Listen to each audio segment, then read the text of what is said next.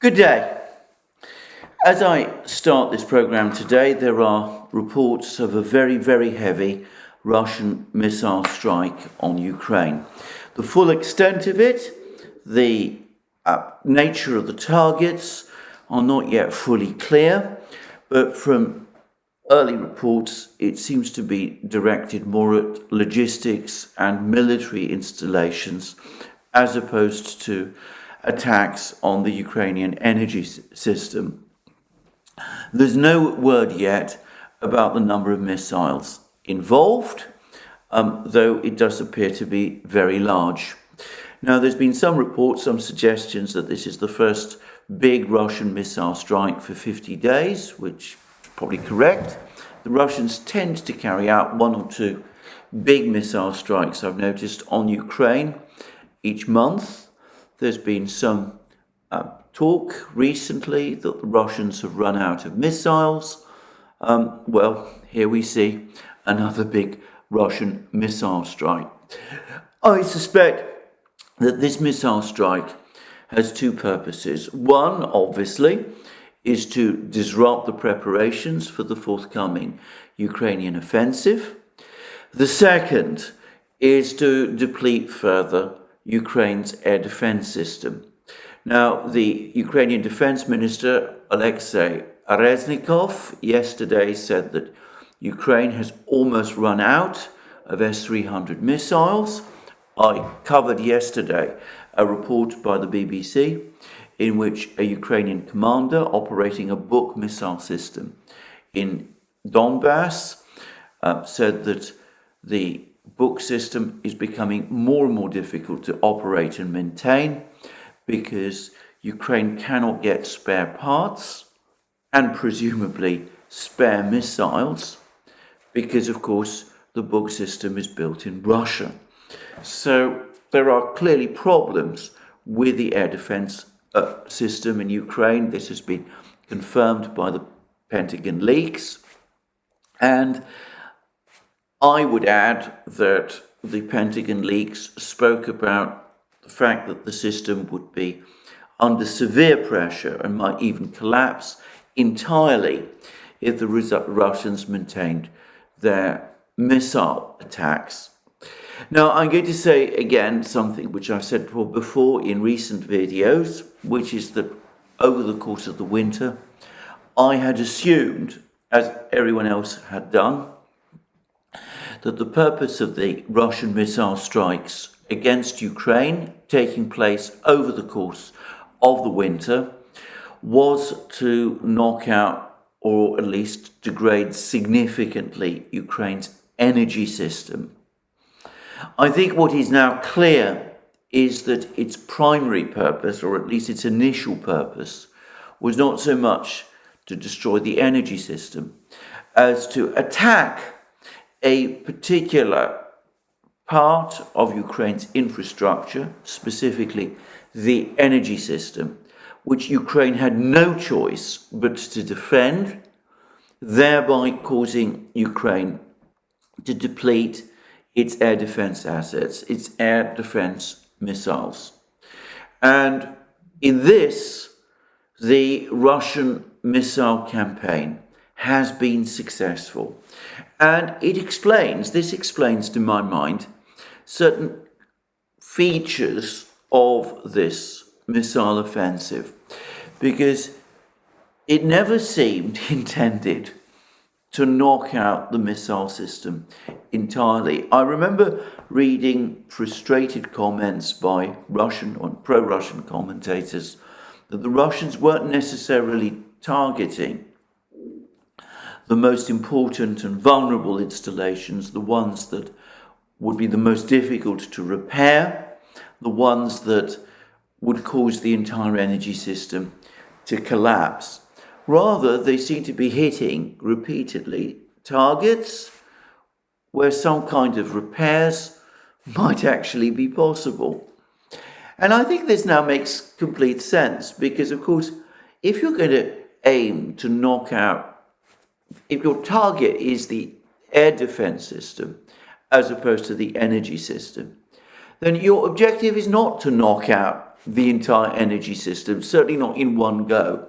It's rather to keep it functioning after a fashion, so that Ukraine is obliged to go on defending it the more missile strikes happen. And that is exactly, of course, what the Russians did. They waited until Ukraine had carried out some level of repairs, and then they attacked again. And of course, this repeated itself week after week, month after month, from October right through the winter and into the early spring.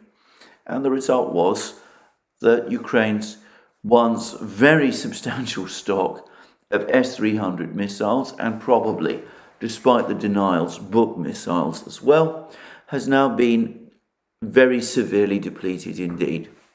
Now, that illustrates two things about war, which is always important to take into account, which is that it's not always easy to work out what the intentions behind a certain action taken by one of the sides is. The Russians undoubtedly wanted the Ukrainians, the West, and the world to think that their target was the energy system. And as I said, that was one reason why the Ukrainians felt that they had no choice but to defend it. In fact, as we now see, as we increasingly see, the primary target was, in fact, the air defense system instead. And so what we're looking at, in effect, is a successful application of the military practice of misdirection. The second thing to say about this is that I suspect that nonetheless the Russians will come after the energy system at some point. Right at the start of that missile offensive, back in October, there was a very interesting article by John Helmer on Dancing with Bears. Helmer had consulted some American energy experts. He said then, in that article, that the energy experts that he'd consulted told him that it didn't seem as if the Russian objective was to knock out the Ukrainian energy system at one go. Rather, it was to discover its vulnerabilities, its weak points, its pressure points, so that when the moment came for the Russians to knock it out in its entirety, thereby, for example, paralyzing Ukraine's railway network, which depends principally on electric traction, then they would be able to do that. So I suspect that at some point the Russians will launch an all-out attack on the energy system. But that may be many weeks or months away. We will just have to wait and see. Now, I would say that it's not just through attacks on the energy system that the Russians have weakened the Ukrainian air defense system. They've also been carrying out air and missile and drone strikes on Ukrainian air defense installations. And a couple of days ago, they said that they'd attacked and destroyed a radar system connected to the S-300 system in Donbass, in Donetsk region. And over the last few hours, the Russians have also been providing photographs or film of the destruction of an entire S-300 missile battery in Kherson region as a result of a massive attack on this system by Russian Lancet kamikaze drones. And the film is actually extremely vivid. I mean, it shows these drones falling on these missiles, blowing them up. And along with the S-300s and their launchers, What we also see being destroyed is a German Gepard anti-aircraft tank. This is one of those systems that Germany supplied to Ukraine. It's intended specifically to provide defense against drones. And clearly it was there to provide point defense for this S-300 system, but it appears to have been overwhelmed. From what I can tell from the pictures, the S-300 battery was caught in transit on an open road or field, not quite sure which. And as I said, these drones were able to descend on it in the way that they did and to destroy it. Now, I'm going to say two things about this particular attack. The first is that I assume that what we are seeing being destroyed is indeed an S-300 missile battery, but there have been pictures now in the United States of what look like rather sophisticated mock-ups of Ukrainian air defense missiles and installations. It could be that what this was all about was that this was one of those sort of mock-ups. It was a decoy, in other words.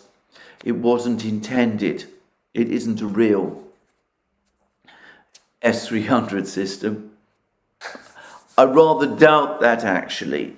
The explosions when the Lancet drones, Russian Lancet drones, hit their target seem to me to be too big for these to be just mock-ups. But one has to allow for that possibility. What do I know? I'm not the person able to examine the damage caused or to assess the nature of the vehicles that have been destroyed in this way. So I just would say that that might be a possibility. I think it is unlikely, but certainly the Ukrainians have used decoys in the past. The Americans seem to be making rather sophisticated decoys for the Ukrainians to use. And for all I know, this could be what we've just seen in these pictures. I don't think it's the case, but that's a possibility. The other thing I wanted to mention here is the Lancet drone. Now, I'm not a person who knows very much about military technologies or such things, but this relatively small, but from what I can understand, rather sophisticated drone, produced in very large numbers by Russia's Kalashnikov concern, which is itself part of the Rostec group, which is basically the Russian military industrial complex. It's its corporate arm, has been, in my opinion, one of the most important and interesting weapon systems used in this conflict up to now. Now, we've heard lots about the HIMARS system, for example, that the United States supplied to Ukraine, and that has indeed carried out various strikes against Russian positions, though its effectiveness seems to be declining. We've also heard a great deal about the Excalibur shell, which is a precision-guided shell, which the United States has also supplied to Ukraine. Again, it seems that the effectiveness of the Excalibur shell has declined as the Russians have become more adept at jamming GPS transmissions.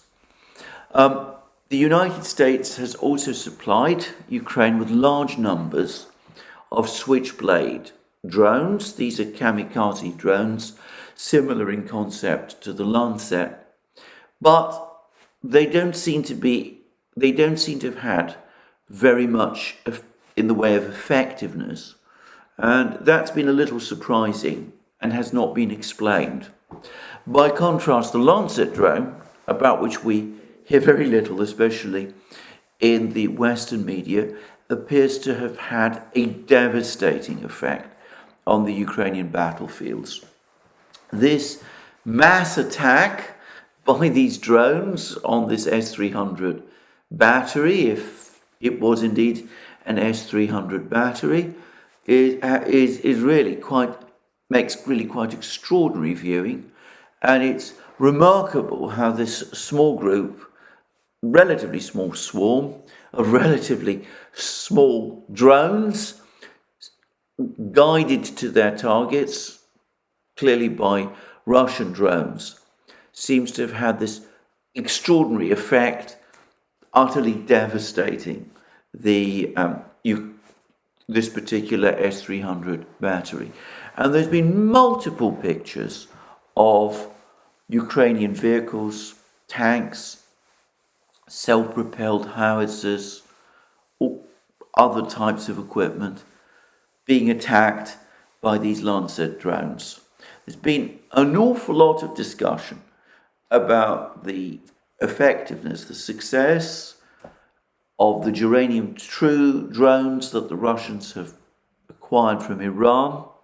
These perhaps are not really drones exactly, they're rather simple, propeller-driven cruise missiles used on strikes. These Lancet drones have not received anything like the same level of publicity, even though the damage they've actually done to Ukrainian positions on the battlefields, Ukrainian armor, artillery, self-propelled tank guns, all those sort of things, seems to have been extremely extensive indeed. Of course, trying to track how many Ukrainian vehicles, machines, positions have been destroyed by these Lancet drones, it's impossible for me to say. But for the record, I think that in terms of what it does, it has been at least as effective. The Lancet drone seems to have been at least as effective as, say, the HIMARS system, probably more so, and perhaps more effective than the American Excalibur shells supplied to Ukraine. Now, I say, based on what it does, because of course the Lancet is not equivalent to the HIMARS missile, which is a missile, or to a Excalibur shell, in terms of, for example, knocking out fortified positions, destroying ammunition dumps, destroying large oil facilities, that kind of thing. A HIMARS is going to cause far more damage than a single Lancet drone. But as I said, if you're attacking vehicles and small ammunition dumps and command posts and that sort of thing, well, the Lancet drone seems to have worked, and it seems to have been very effective indeed. I just mentioned that because, as I said, we hear so much about Western weapon systems. This is one Russian weapon system that seems to have been extremely effective indeed, and which, perhaps for that reason, the Western powers Western media at least, never talks about. By the way, the Ukrainians have been forced to take all kinds of precautions to protect themselves from these Lancet drones. They put all kinds of cages on top of their armoured vehicles and that kind of thing, and it seems that these do have some ability to defend vehicles from Lancet drones, but I suspect that they have secondary effects on the performance of these vehicles of a kind that I'm not going to be able to discuss because, well, again, I lack the technical skill to do so. Now, there is one other thing I have to say about this particular missile strike that the Russians have carried out over the last few hours, and which, by the way, may still be underway. There were reports as I spoke that more Russian missiles are being launched and more targets are being hit, some of them, by the way, in and around Kiev. I'm not able to comment on that in any detail, but anyway, for the moment, it does look as if this missile strike continues to be underway. Now, I have discussed in recent programs how a narrative appears to be under construction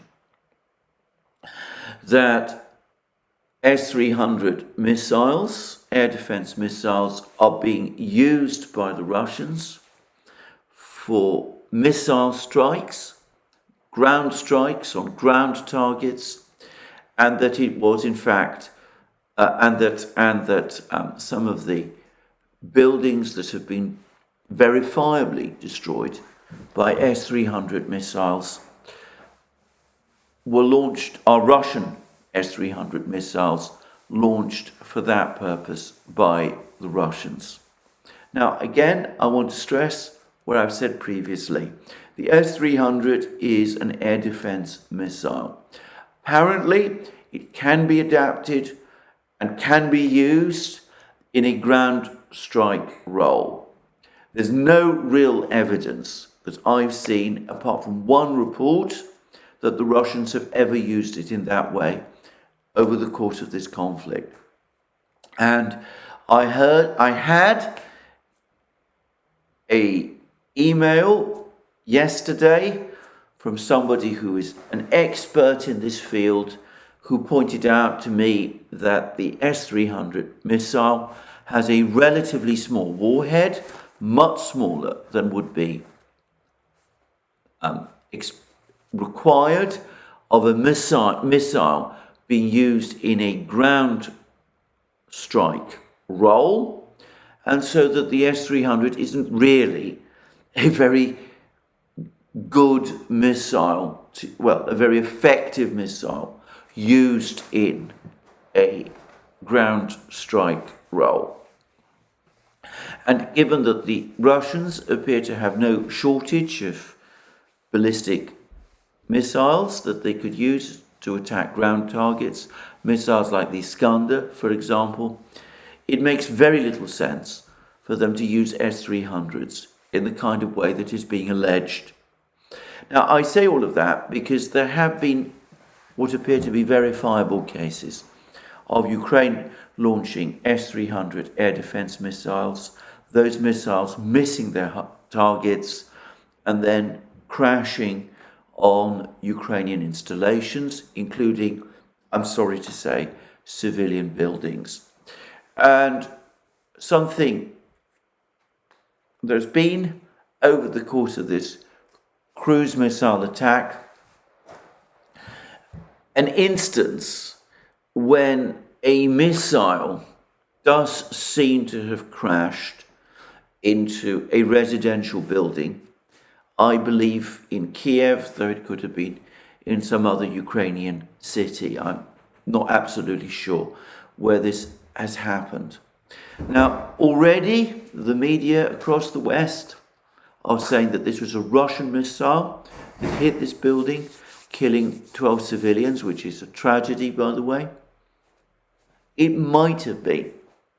It's not impossible that a Russian missile went astray for whatever reason, a technical reason, or perhaps because it was pushed off course by the Ukrainian air defense, whatever the reason was, and it might have crashed into the building in the way that the Ukrainians and the Western media are saying. But it is at least equally possible, or so it seems to me, that this is again an instance of a Ukrainian air defense missile being launched against a Russian target, cruise missile, missing the target, falling back to earth with the tragic consequences that we see. Now, if it turns out that this particular missile was an S-300 missile, if we see remnants of this missile which identify it as an S-300 missile, we have to conclude that that is a very high probability that it was an Ukrainian air defense missile that went astray. Now, I say that because I would not be surprised if we've seen more of this narrative that it was a Russian attack, and perhaps a deliberate Russian attack on this building that caused this damage and cause these civilians to die. I must make one further observation about this. Even if it was a Ukrainian missile that fell to earth and crashed on this building and killed these people, as I have to say, I think is very likely indeed, it's always important to remember that this is happening in the context of a Russian cruise missile offensive. So one shouldn't, it seems to me, say necessarily that one side is at fault and exonerate the other. That Ukrainian missile, if it was a Ukrainian missile, would not have been launched at all if a Russian cruise missile offensive was not underway. I think that whatever the cause of this particular tragedy, it is absolutely wrong, it is utterly wrong to try to create some kind of propaganda storm around it. What I will say is this: if the evidence points to it being a Ukrainian air defense missile that fell to earth, then the Western media and the Ukrainian government should admit that, and that it's actually more damaging for me to Ukraine and to the West if they pretend that it was a Russian missile, knowing that it was not. Anyway, that's all I'm going to say about this Russian attack. Probably an awful lot more going on that I'm not so familiar about. Now, there's also been more news from the battlefronts, and again the focus very much is on Bakhmut, and the Russian Defense Ministry has said that over the course of the last 24 hours, the Wagner forces captured 4 more blocks of buildings in Bakhmut. And I think that is indisputably true. And I would also add that more and more pictures are now appearing of the area of Bakhmut still under Ukrainian control. It seems to be very small indeed. It seems to me as if the Russians, the Wagner troops, have in fact essentially reached now the area of the former MiG-17 monument. And there have also been some pictures of a Ukrainian building, which was apparently a heavily fortified Ukrainian building, exploding. And there was some speculation whether it had been destroyed by a Russian aerial bomb, which it might have been, or whether it was the Ukrainian defenders pulling out of this building who blew it up. I don't know. I have no way of saying one way or another. But certainly, it doesn't look as if Ukraine is successfully holding back the Russians in Bakhmut to any very real extent. This has been a slow motion battle. The Russians clearly wanted to avoid taking too many casualties as they press forward in Bakhmut. But they're now literally, it seems to me, at the western edge of the town. And the cost to the Ukrainian military of holding on to this western edge is now increasing to even more exorbitant levels than has been the case previously.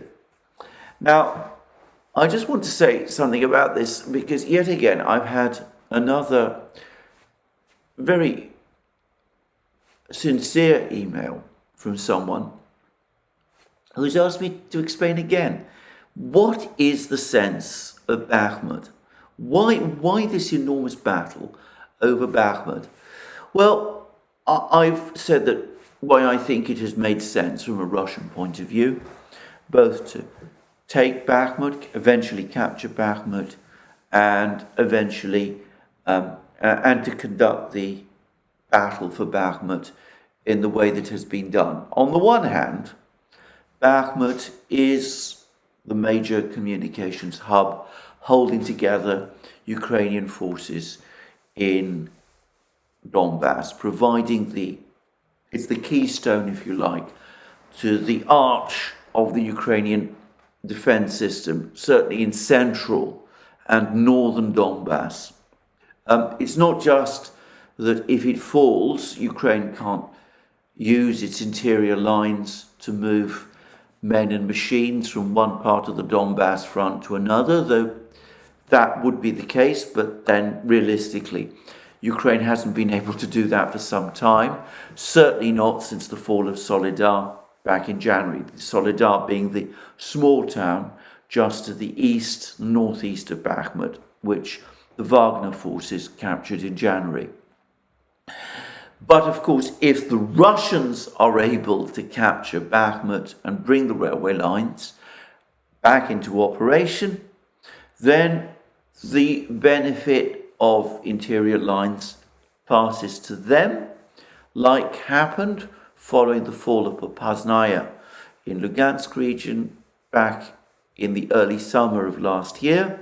The Russians are then in a position to start attacking Ukraine, the Ukrainian forces in Donbass from various directions, and they can gradually unpick the entire Ukrainian defense system in central and northern Donbass. So, in my opinion, Bakhmut does have an actual strategic importance. Sometimes you see people in the West and in Ukraine deny that that is the case. Prigozhin recently denied that that was the case as well. That was the case as well, but for various reasons, I personally wouldn't take Prigozhin's comments on this especially seriously. General Syrskyi, who is the Ukrainian ground force commander, has himself discussed Bakhmut as being important for Ukraine's defenses in exactly the way that I've said. And so, by the way, has President Zelensky himself. So, one can understand why the Russians would want to capture Bakhmut. And also, undoubtedly, from a Russian point of view, Bakhmut has been the gift, in military terms, that goes on giving. Perhaps because of its strategic importance, Ukraine has overcommitted to its defense. And I think this is now a widespread consensus, both in the West and amongst an increasing number of people in Ukraine itself. Ukraine has sent large numbers of its best troops to defending Bakhmut, and this has made it, from a Russian point of view, an ideal place to exact terrible attrition on the Ukrainian forces. They've been able to cause Ukraine to suffer extremely high losses in the defense of Bakhmut. They've been able to wear down Ukrainian forces, weaken many of Ukraine's best units, inflict unacceptably high losses on Ukraine, and also, and most importantly, force Ukraine to expend disproportionate amounts of ammunition and machines trying to defend this ultimately undefendable place. So from a Russian point of view, as I said, it's understandable both why they would want to capture Bakhmut and why they would go about capturing it in the way that they have done. In other words, avoiding taking enormous losses themselves. And I've noticed, by the way, that the story about the human waves of Russians trying to storm Bakhmut. That's fantastic claim has gradually melted away. So taking Bakhmut incrementally, conserving their own forces, avoiding excessive casualties, but inflicting unacceptably heavy casualties on the Ukrainians, wearing them, grinding them down. So I can understand why the Russians have approached Bakhmut in the way that they have done. Why Ukraine should have persisted in defending Bakhmut in the way that they have done, even allowing for its strategic importance, given the fact that the town is undefendable, ultimately, and that the losses of clinging on to it are so enormous. Well, this is something that I do not fully understand and which nobody has properly explained to me. Certainly, Ukrainian troops in Bakhmut itself have apparently been questioning increasingly the purpose of their sacrifice, and I would say that there's more and more reports, which I cannot verify and cannot confirm, that as more and more of them die, as more of them get wounded, and there's been a report from a Western journalist who visited a hospital in Kramatorsk about the enormous numbers of wounded soldiers from Bakhmut that find their way there, and the desperate conditions that the Ukrainians are facing in Bakhmut. Anyway, I understand that more and more Ukrainian soldiers are becoming more and more angry with their political and military leadership as they've been forced to make these sacrifices to defend a place that, to be frank, should have been abandoned long ago. Anyway, what the explanation is, what the thinking in Kiev is about all of this, I'm not sure. The Americans apparently told the Ukrainians to abandon Bakhmut, at least back in February. The Ukrainians have rejected all of this advice, and they've continued to defend Bakhmut in the way that's been said. So, this leads me to other things. There's an article in the New York Times today, another one of those articles, and it says again that Ukraine has been successfully repelling all of these Russian attacks along the front line, including in Bakhmut, and we see that in Bakhmut at least this isn't really the case at all, but we have comments by Ukrainian soldiers bitterly complaining about the fact that they are short of everything, whilst the Russians, by contrast, seem to have everything in abundance. Armour, artillery, shells, drones, you name it. And this view, I suspect, in Ukraine is starting to gain hold and will probably gain more hold still over the next few weeks and months. And I suspect that if Ukraine's offensive is launched, and I am confident by the way that it will be, and if it fails, which the consensus view now in Russia and in the West appears to be that it won't achieve its declared objective of breaking through to the Sea of Azov and all that. Even if it does, as I said, I do wonder what that will achieve, but we'll come to that shortly. But if it fails, then I suspect that this anger and these complaints from Ukrainians are going to start to grow, and of course, to some extent, they will be directed against the Ukrainian leadership. But there may come a point when they start to be directed against the West as well. There may be complaints made that the West has let Ukraine down, that it promised Ukrainian soldiers much, but that it failed to deliver. Now, this isn't something I think that Westerners are prepared for, but I would not be at all surprised if this narrative began to take hold in Ukraine. And one reason why it might do is because it appears to have truth behind it.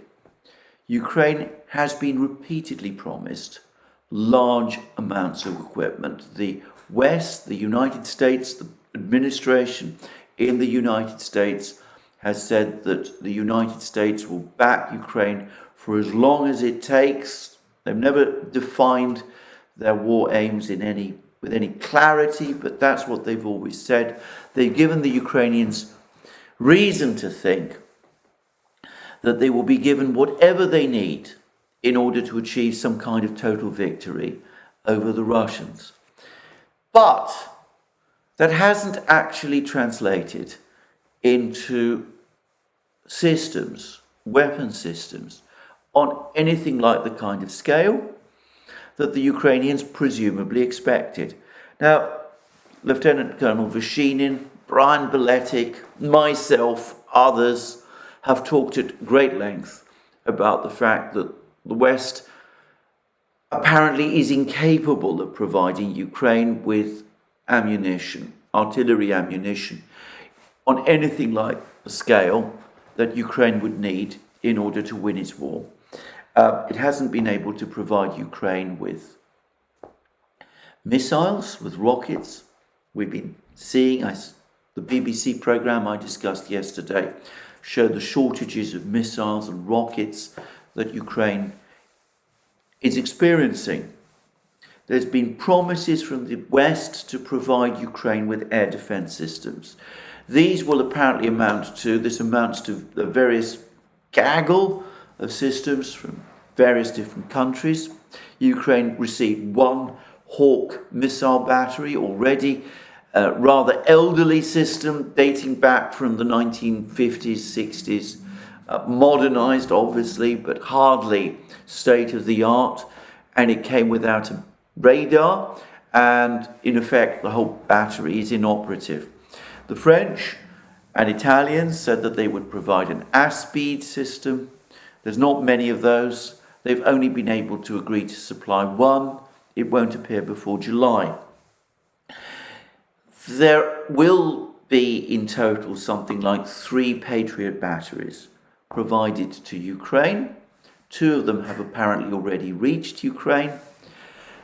But there was a report which Brian Beletic discussed on his channel, The New Atlas, on YouTube, that Ukraine is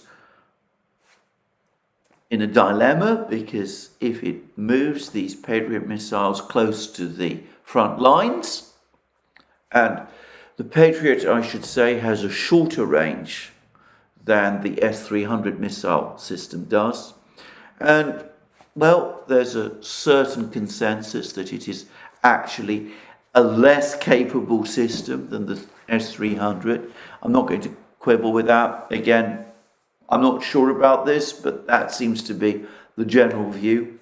Anyway, if Ukraine brings the Patriot system close to the front line, well, it becomes vulnerable to exactly the same kind of destruction, the same kind of attack that S-300 battery that has been destroyed in Kherson region by those Lancet drones has suffered, and which I discussed earlier in this program.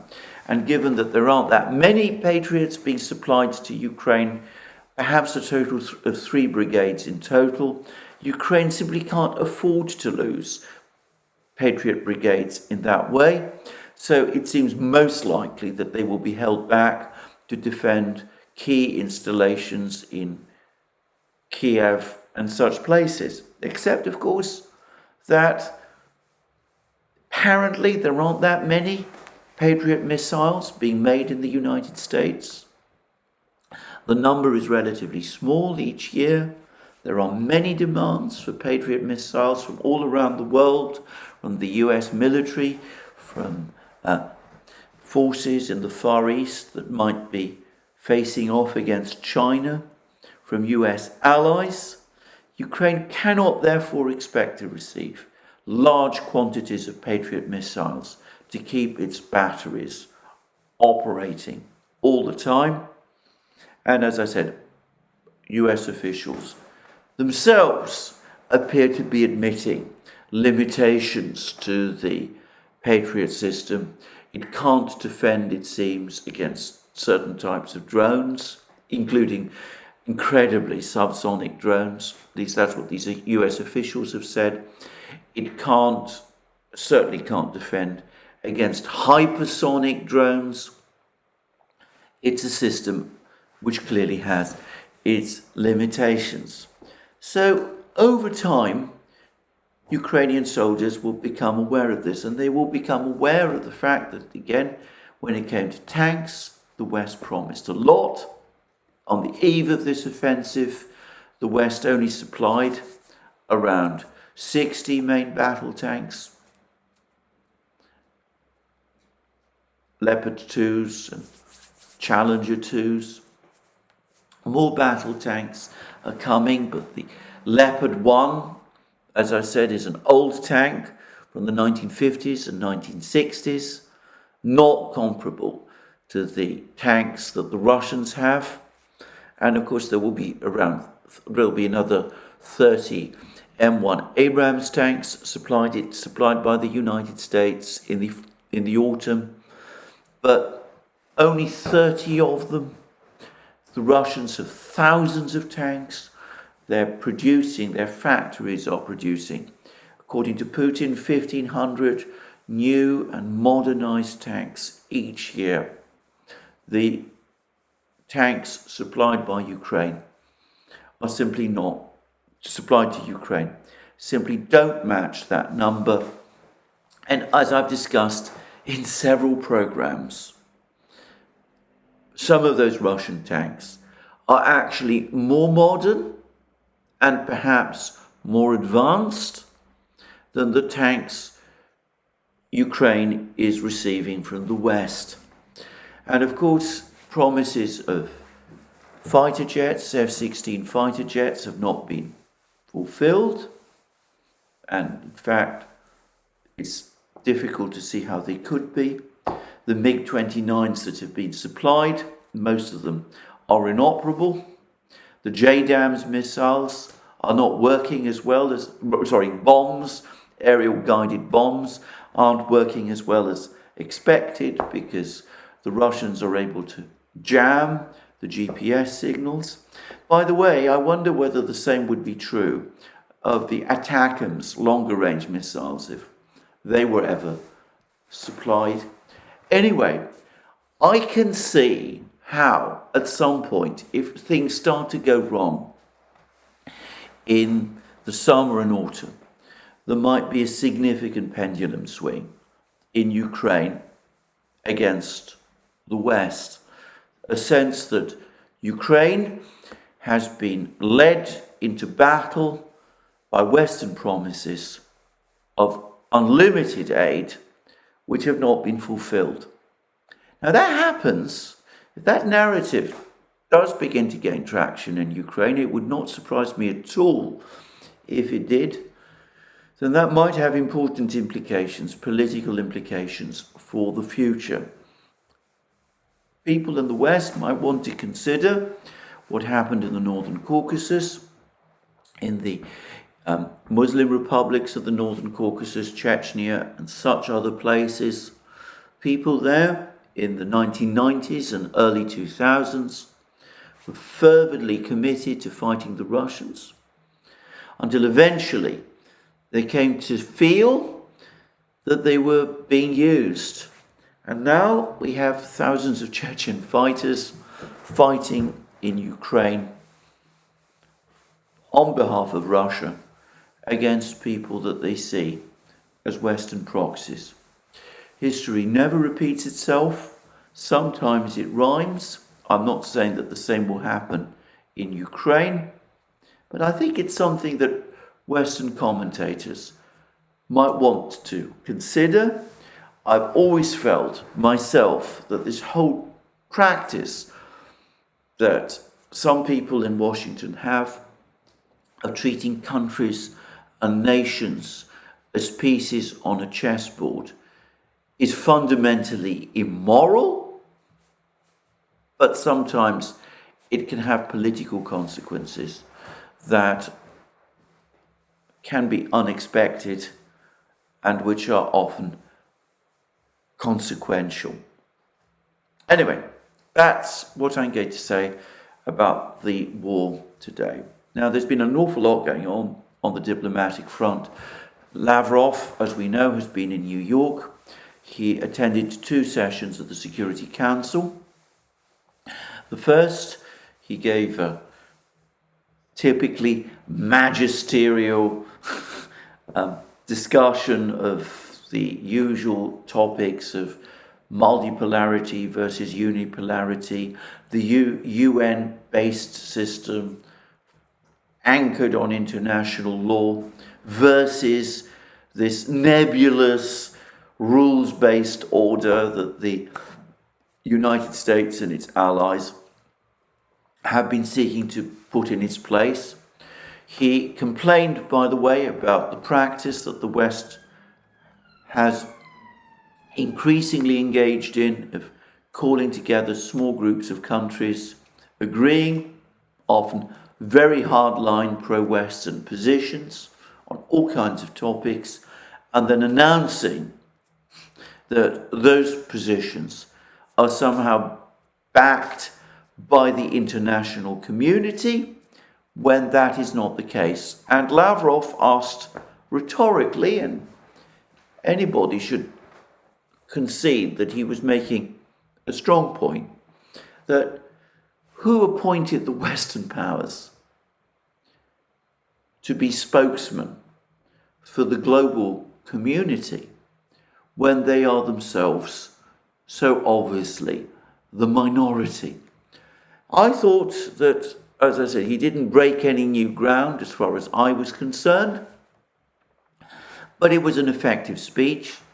And though the Western delegations, some of them walked out when he was speaking in the Security Council, it was obvious also that he was being very, very warmly received in the Security Council by representatives of the Global South, and that, of course, is the audience that Lavrov was addressing. I would add that, in my opinion, his subsequent press conference was every bit as magisterial in its way as his excursus of the Security Council, though again, it didn't seem to me that he did break any new ground. Where he did break new ground, and this might be important for the future, was in the second debate in the Security Council that Russia, as the current chair of the Security Council, convened, and where, of course, Lavrov was again the keynote speaker from the Russian side. And that was a meeting of the Security Council convened to discuss the Palestinian issue, the Arab-Israeli conflict and the Palestinian issue. Now, until very recently, the Russians and the Israelis have maintained a fairly, I won't say exactly friendly relationship with each other, but at least a cordial one. Putin and Prime Minister Netanyahu of Israel, he's again the Prime Minister. He's been the Prime Minister for most of the time in Israel for the last, at least 20 years. Anyway, Putin and Netanyahu are said to get on reasonably well with each other. And until fairly recently, the Russians, though showing certain sympathy for the Palestinians, have not wanted to rock their boat with Israel too much. Now, this particular debate at the Security Council, for me, did mark something of a departure. It struck me that though in the press conference, Lavrov went out of his way to say that this was not an anti-Israel debate. He did make comments about Israeli actions that seemed more critical, significantly more critical of Israel than has been the practice, the Russian practice, until recently. And this apparently made the Israelis so uncomfortable that the Israeli delegation basically walked out whilst he was speaking. Now, subsequently, there seem to have been attempts to explain that away by saying that the meeting took place on a public holiday in Israel. If that is indeed what is being said, I don't take that especially seriously. I get the impression that the Israelis were indeed upset by Lavrov's words, even though by, Soviet standards, I can still remember the time when the Soviet Union and Israel had exceptionally bad relations with each other. They'd broken off diplomatic relations, and the Soviets were harshly critical of Israel in the Security Council and at the UN. Anyway, though Lavrov's words didn't come anywhere close to matching that, they were more critical of Israel than I think I've seen comments from a Russian official for some years now. And that might be consequential. It does beg questions. It does beg questions about why the Russians are hardening their position against Israel at the present time, whether they're angry because the Israelis have been supplying up weapons and technology to Ukraine, which is possible, by the way. The Israelis formally deny it, but there's rumours that they have been doing it in order to appease the US.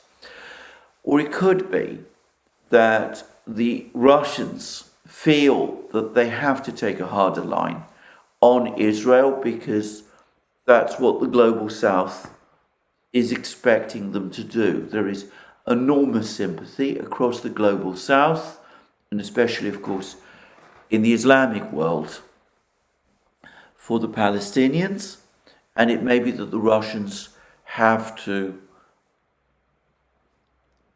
take that into account from this point. I don't know, but it was a departure. It is interesting.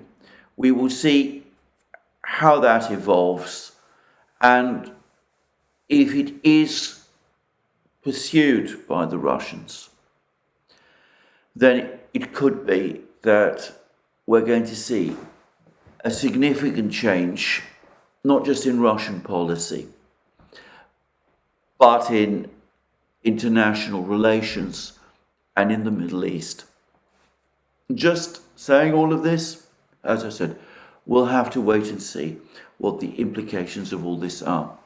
By the way, Lavrov's comments also come in the aftermath of reports that the Russians are not just going to supply advanced Su-35 fighter jets to Iran. That has been widely known for some time, but that they're going to supply 60 Su-35 fighter jets to Iran, much more than the 24 Su-35s that earlier reports had suggested. And I can remember how just a few years ago, perhaps 2 or 3 years ago, Russian officials had been assuring Israel that Russia would not supply Su-35s to Iran at all, and it now looks as if they might be preparing to supply as many as 60 of them. Anyway, this is, as I said, something to keep track on. We'll see how it works out and what it does. Now, on other things, on the diplomatic front, there's important elections coming up in Turkey. Erdogan, as I suspected he would, according to opinion polls, is now level pegging with his opponent. That must, to my mind, put him in pole position to win the election. I mean, I'm not saying that this is a certainty, but personally, I think it much more likely than not that he will win. Anyway, that might perhaps explain that strange rumour that circulated a day or so ago that Erdogan had had a heart attack. I'm not entirely sure here about what the truth is, but I wonder whether the story was consciously spread in order to give the idea that Erdogan is weakening physically on the eve of an election, which he's becoming more likely to win. That's just speculation. I simply don't know. I think it is most unlikely myself that Erdogan did have a heart attack, because he clearly participated, and this is indisputable, in a ceremony to announcing the opening of the Akuyu nuclear power station, which has been built into Turkey by the Russians. Putin was involved, the head of Rostec was involved, Grossi, the head of the International Atomic Energy Agency, was also involved. So were numerous Turkish officials. Personally, I think it is inconceivable that Erdogan would have been able to participate in that ceremony in any way if he was genuinely ill. And I think the idea that these were pre-recorded comments that he made and that this whole thing was staged, I personally think that is extremely unlikely. I think that had that happened, not just the Russians, but the head of the International Atomic Energy Agency would probably have figured it out. And I can't imagine that Turkish officials would seriously want to engage in that kind of deception. So that's what I wanted to say about that incident.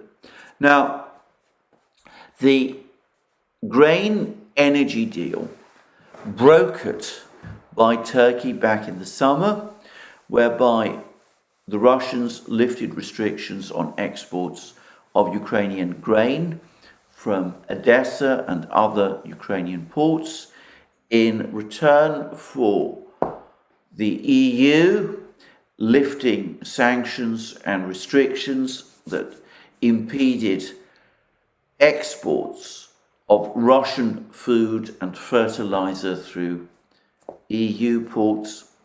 Anyway, the Russians seem to have essentially pulled out of that.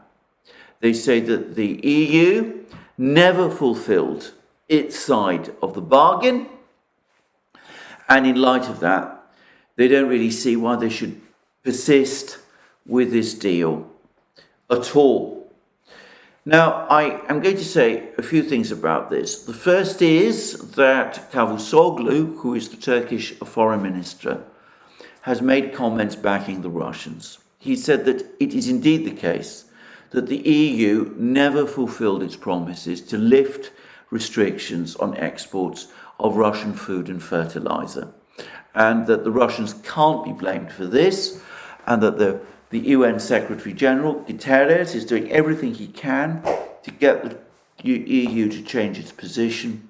The EU has made promises, it's issued statements, it's issued clarifications about what sanctions did apply to and to what they didn't apply to.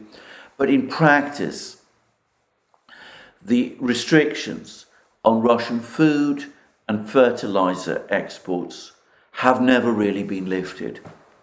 And I noticed that at his press conference, Lavrov went out of the way to make it clear that the Russians do not blame the UN Secretary General, Mr. Guterres, for the failure of this agreement.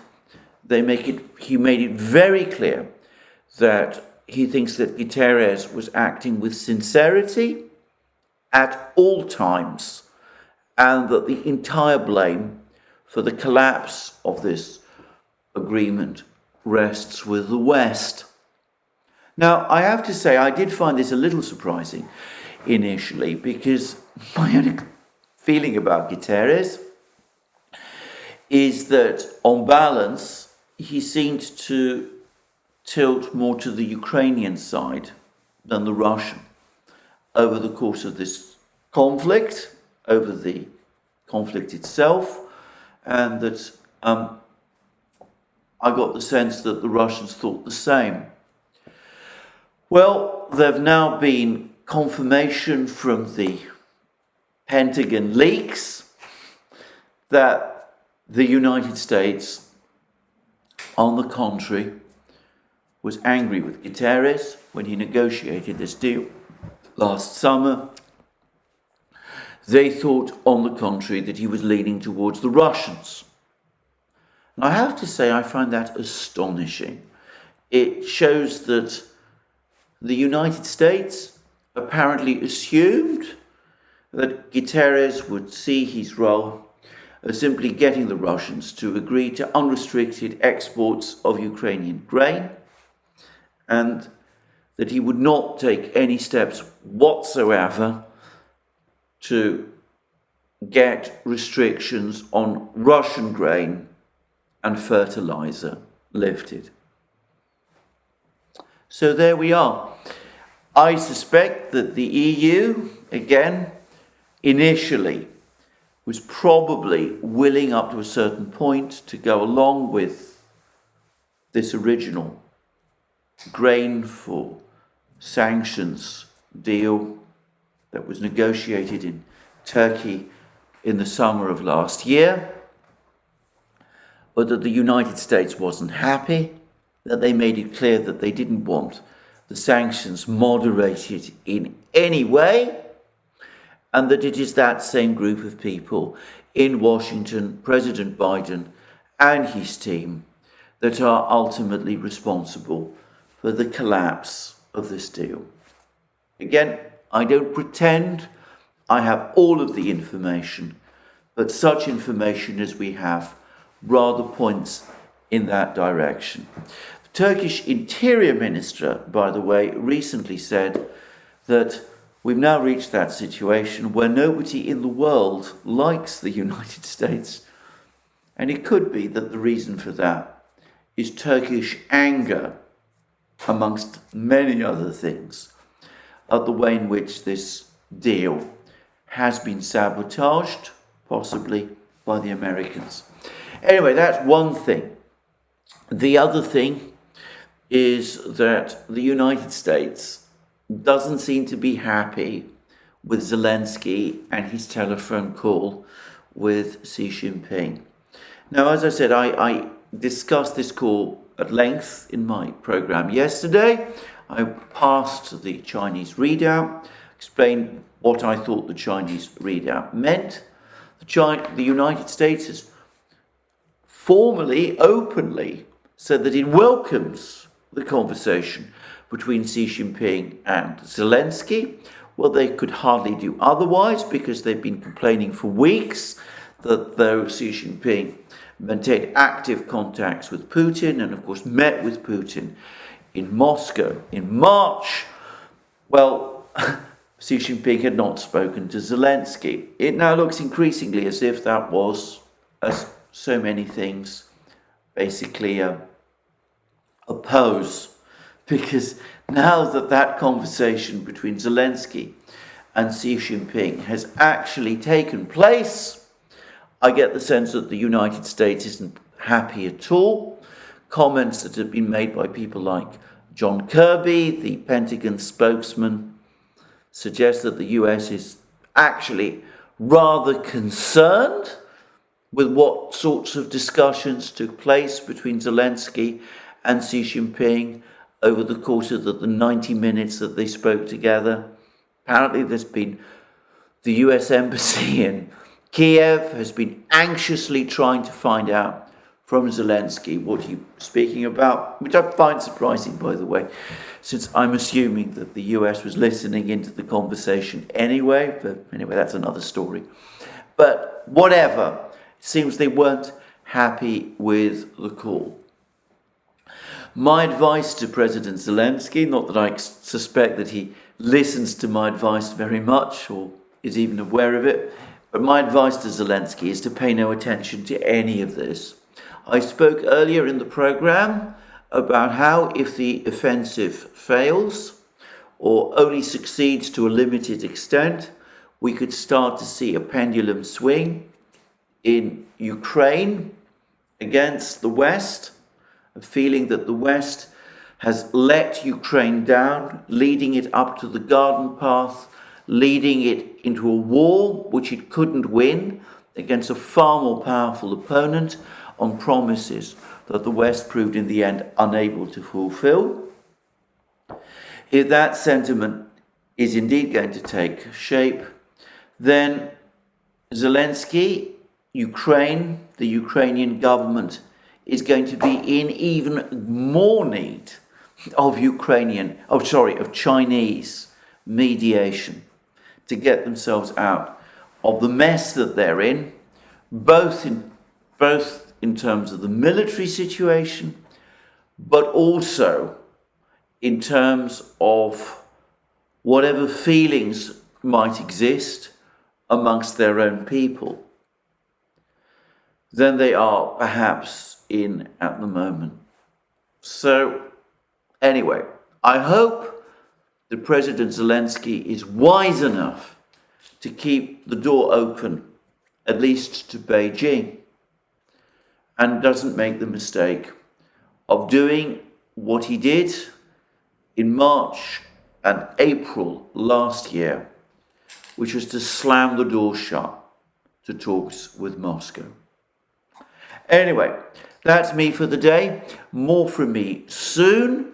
Remember, you can find all our programs on our various platforms, Locals, Rumble, BitChute, ODYSEE, Rockfin and Telegram. You can also support our work via Patreon and Subscribestar, links under this video. You can also check out our shop and see all the great things that you will find there, our magic mugs, our hats, our hoodies, our t-shirts, our sweatshirts, all those great things. And last but not least, if you've liked this video, please remember to tick the like button and to check your subscription to this channel. Thank you for joining me again today. More from me soon, and have a very good day.